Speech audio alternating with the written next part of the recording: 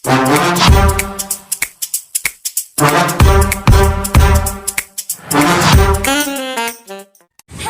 guys! What's up?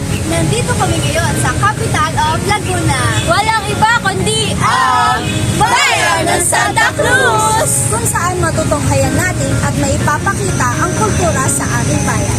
Halina at ating pinusilin, kilalanin at ipagmalaki ang kultura ng Santa Cruz.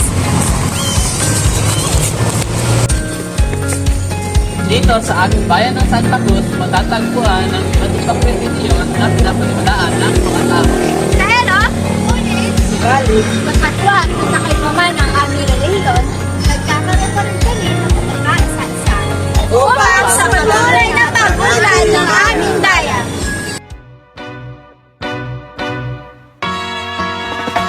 All singing low while I pop a bottle off of ya. Chain swinging, clang clang, and it costs a lot. Bitch, I'm always at the guala, yeah, and you are not badass beat. Keep on going till you hit the spot. Whoa, I'm a big bag hunter with the bow. She got a big bed. Welcome to Iglesia ni Cristo Church! Alam nyo ba? Ako! Na ang INC Church ay isa sa malaking populasyon ng Christian Church sa buong Pilipinas. Kilala rin ito at nakilang dito. Alam niyo ba? Ano?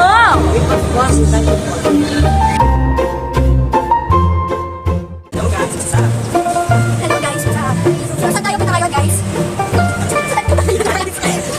We're going to, sa ngayon, Romato Church na. Bye!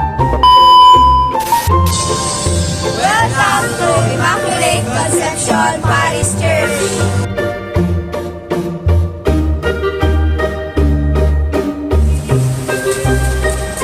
Ano yung mute mo na to? Ano? Sino? Gusto mo? Uy! Baka may kakaiba. Ano ba yan? Mapapansin nyo sa pag-uugali naming mga taga Santa Cruz, kahit na maliit na bagay ay aming kinatutuwaan.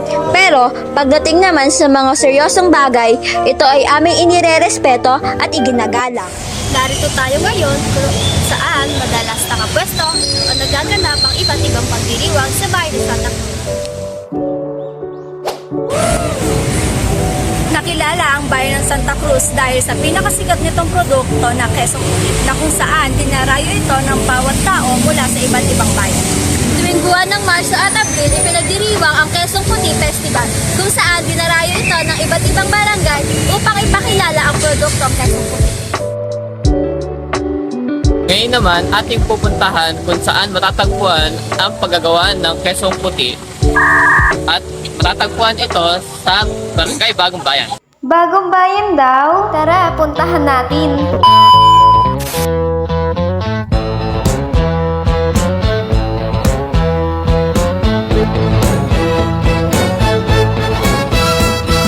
She ain't got no money, her clothes are kind of funny, her hair is kind of wild and free.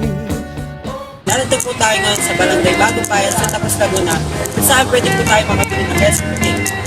Tara na! So ngayon guys, nakabili na tayo ng Quezon Puti.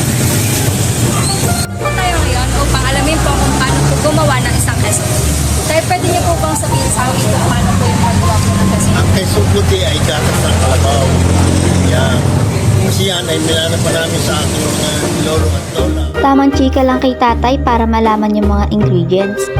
At ayun na nga, sinimulan na namin tikman ang Quezon Puti ng bayan ng Santa Cruz. Tara, samahan nyo kaming tikman ito.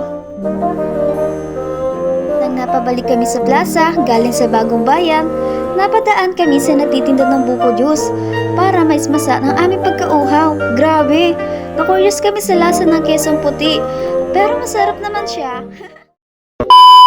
Isa sa mga kultura ng mga taga Santa Cruz ay ang paniniwala sa mga pamahiin, tulad ng mga ipapakita sa video na ito. Una, ang pamahiin bawal mag-abot ng pera palabas kung ito ay sa bintana manggagaling, dahil naniniwala ang mga taga Santa Cruz na ito ay paraan kung saan maaari mong maitaboy ang swerte sa inyong bahay. Pangalawa ay ang pamahiing bawal ang pagwawalis sa burol, dahil naniniwala ang mga taga Santa Cruz na ang gawaing ito ay nagpapahiwatig na may susunod pa ulit na mamamatay sa pamilya. At iba pa.